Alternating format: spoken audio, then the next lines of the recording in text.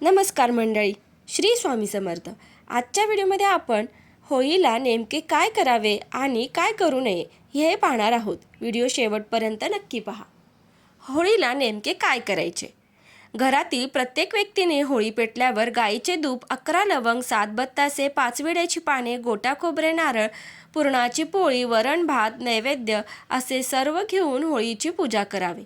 11 प्रदक्षिणा माराव्यात। नंतर गोटा खोबरे, नारळ, तूप वाहावे, नैवेद्य दाखवावा, प्रार्थना करावी। यामुळे सुख समृद्धी वाढते, कष्ट दूर होतात। होळीच्या दिवशी काळ्या कपड्यात मूठभर काळे तीळ घेऊन ते आपल्या खिशात ठेवावीत व रात्री होळीत प्रवाहित करावीत, त्रास निघून जातो। 7 गोमती चक्र घेऊन प्रार्थना करा की शत्रू माझ्या जीवनात कोणतीही बाधा टाकू नये, माझ्या मनातील सर्व कामे व्यवस्थित होऊ दे, असे म्हणून होळीत टाकावी। होळीच्या दुसऱ्या दिवशी होळीची राख घरी आणून त्यात थोडेसे मीठ व राई मिक्स करून घरात व जवळच ठेवावी।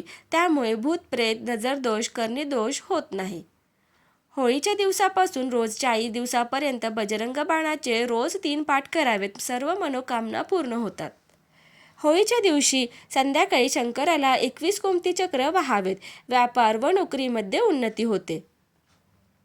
नवग्रह दोष जाण्यासाठी होळीची राख घेऊन ती अंगाला लावून स्नान करा व शिवलिंगास भस्म म्हणून लावावे। गरीबास पुरणपोळी खाऊ घालावी, घरी चौमुखी दिवा लावावा, सर्व देवाची पूजा करावी, यामुळे बाधा निवारण होते।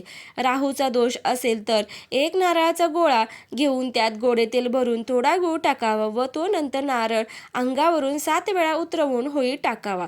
त्यामुळे वर्षभर राहूचा त्रास दोष निघून जातो व सर्व अडकलेली कामे होऊ लागतात।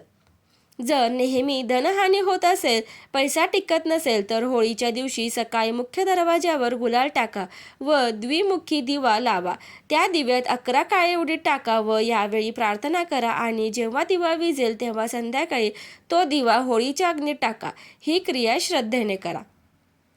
दुर्घटना, संकटे फार येत असतील तर होळीच्या दिवशी 5 लाल गुंजा, 5 काळ्या गुंजा व 1 नारळ घेऊन होळीला 11 प्रदक्षिणा माराव्यात व नंतर या सर्व गुंजा व नारळ होळीला पाठ दाखवून डोक्यावरून होळीत टाकाव्यात।